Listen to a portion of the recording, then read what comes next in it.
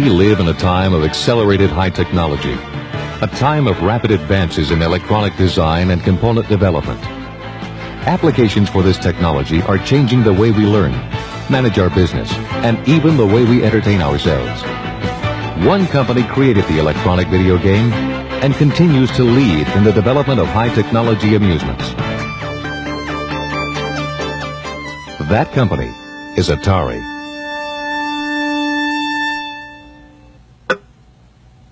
It all started with this, the first video game offered to the coin-operated amusement industry. In retrospect, Pong isn't much to look at. The visuals are pretty simple and the sound's not exactly inspiring. Back in 1972, it would have been hard to predict the widespread acceptance and huge popularity that followed Pong. It began the dynamic growth that makes Atari the innovative, multi-million-dollar company that it is today. Atari engineers and the latest advancements in semiconductor technology have enhanced the growth of video amusements, creating products that are more sophisticated, that offer greater variety, and that generate more income for the distributor and amusement operator. Look how far Atari has come in sight and sound since Pong.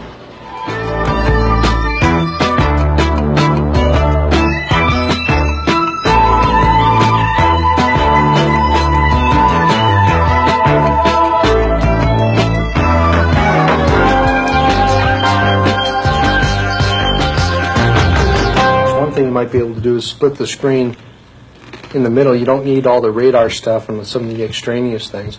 So you have sort of a panoramic view for each player with mirrors or prisms or something. I don't know. Great games are the result of the creative efforts of many people.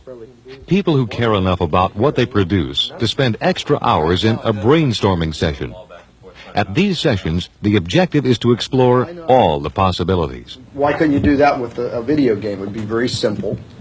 Very, very simple. The ideas for the games can come from practically anywhere. They can come from engineering or from marketing, from the production line, from outside sources. People send in letters all the time.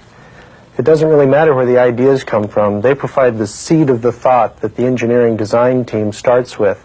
The engineering design team then takes that beginning thought and develops it into a game that's fun to play, that people want to come back and play again. Ultimately, it's the responsibility of a member of the engineering staff to write a rough description of a new game concept.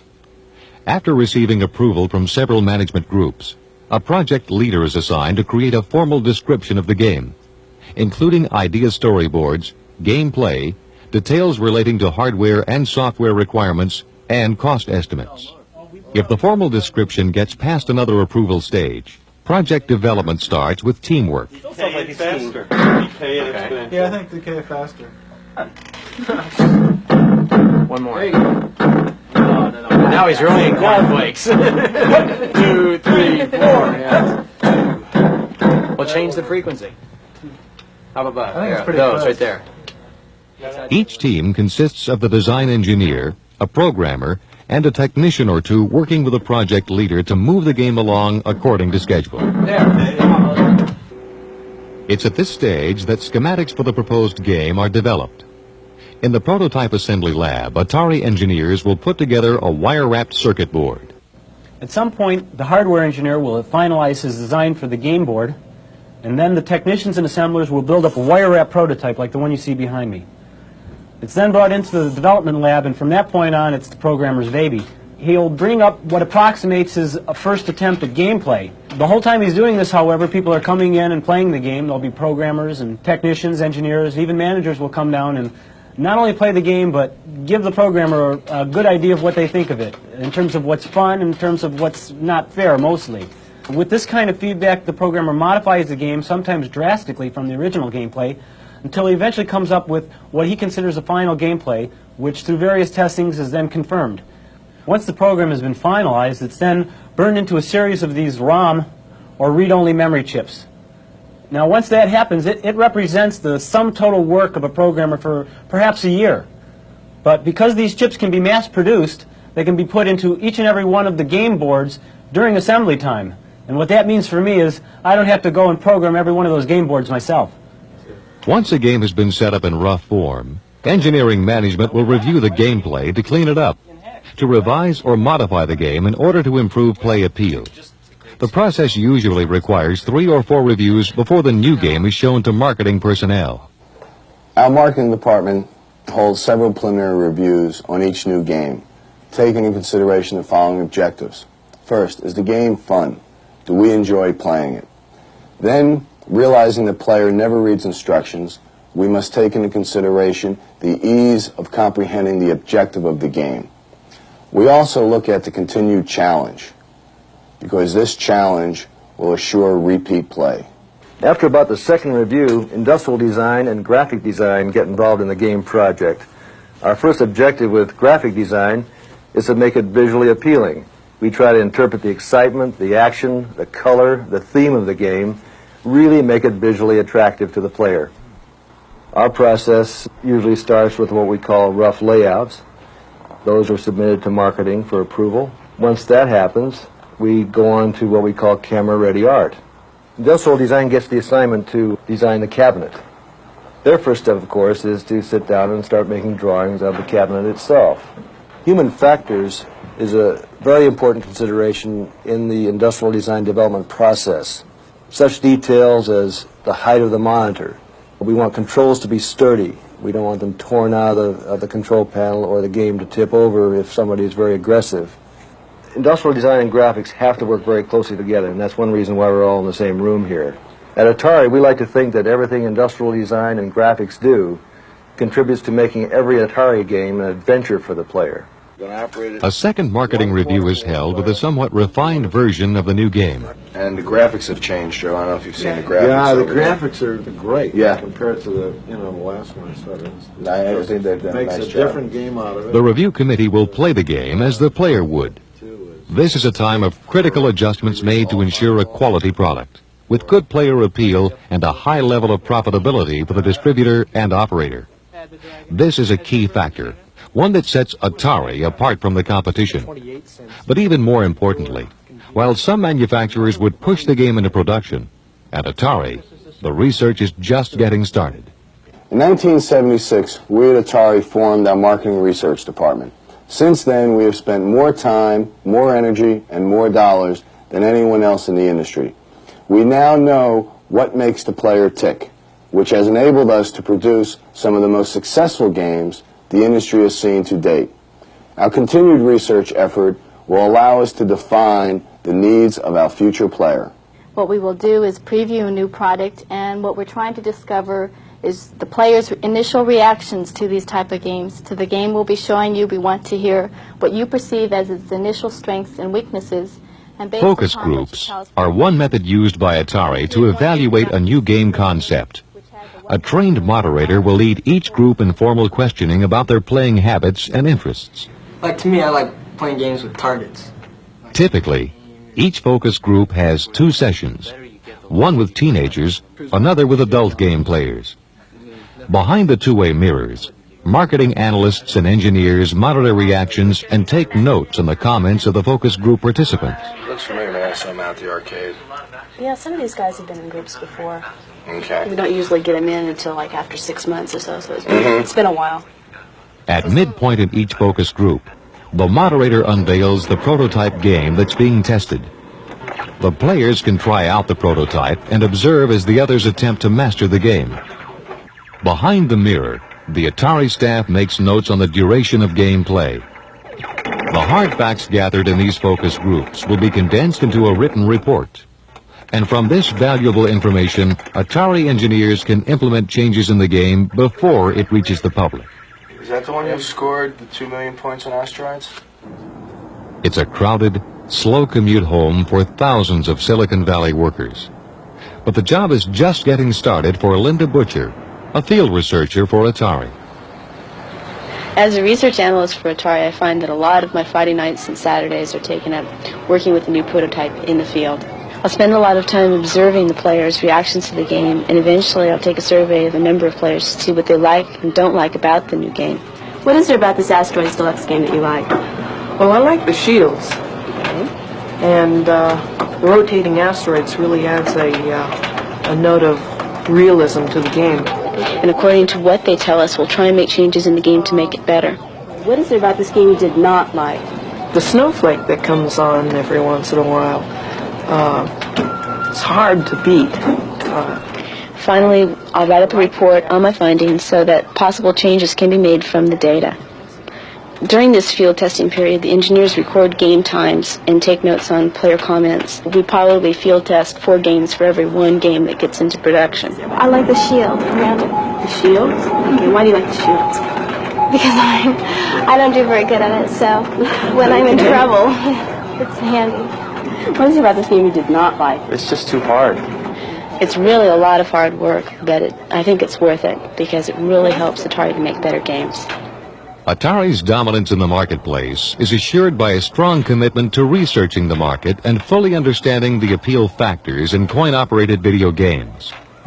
The basic data shows that for the video game player, the challenge and skill factor are the most compelling attributes. Players want to master the games totally. Rewards based on luck are of little interest. They are very competitive. They like to compete with themselves. They like to compete with others. They'll replay to beat their own score, their friends' scores, and ultimately, the top scores of the game itself. Recorded scores in the memory of the newer games are very important in generating repeat plays. Players want detail, movement, 3-dimensional effect, color and color changes, unexpected events, faster games with more realistic and dynamic sound. My group in Marketing Services is responsible to achieve maximum visibility for video games, and of course, in addition, to increase public awareness of Atari products. We interface with the trade through participation in trade shows, which are held internationally, and we also produce printed materials such as the Coin Connection, our monthly newsletter, and Profit Power, a booklet. We interface with the public through promotional activities and special events. We have a lot of promotional materials available, such as t-shirts, posters, and belt buckles.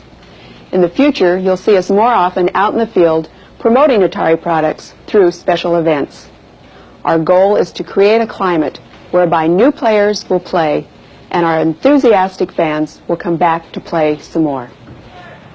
In order to ensure that all of the efforts we've seen so far are of value at the distributor, operator, and consumer level, Atari places a great emphasis on quality production assembly.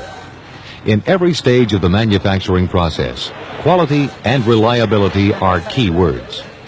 At Atari, everyone knows that a great new game, even one with exceptional player appeal, is of little interest to the distributor or arcade operator if the game breaks down frequently. The printed circuit board is the heart and brain of the electronic video game. At Atari, here in our printed circuit manufacturing facility, we try to ensure the quality of each and every printed circuit board before we send it over to our final assembly area. We start this process in our incoming inspection department, where we 100% check each and every IC that we receive. The failed components are then returned to the manufacturer, and this ensures that only good product enters our manufacturing process. In our assembly process, we use the latest in automatic insertion equipment. By using an automatic insertion device, we've eliminated the guesswork that we used to have when we did this operation by hand. After we've placed all the components, the board is then loaded on a conveyor and enters into the wave soldering operation.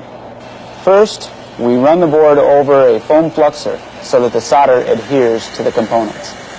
As it's soldered, you can see that this operation would be practically impossible to do by hand without a great many mistakes occurring.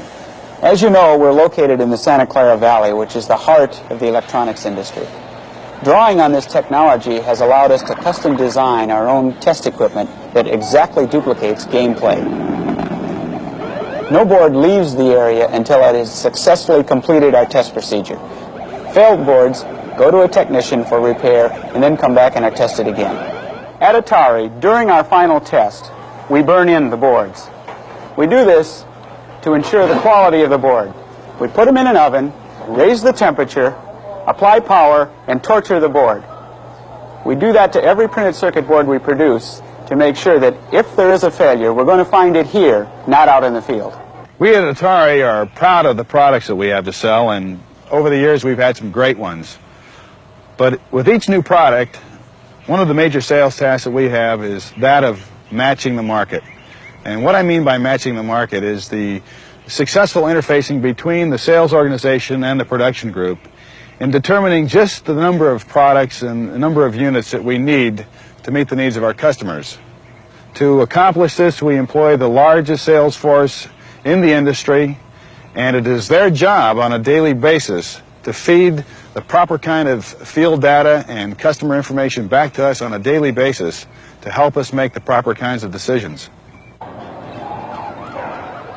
Atari is #1 in our game world, and it's because of its commitment to research and development, to engineering, to a newly created quality assurance program that will monitor everything from engineering all the way through development. It's because of these things that Atari is #1, and it's because of all these things that Atari will remain #1. Atari, the company that started the video game business, is the company that you can depend upon to provide the innovative products of tomorrow. Atari's commitment to excellence is a commitment to greater profits in your future.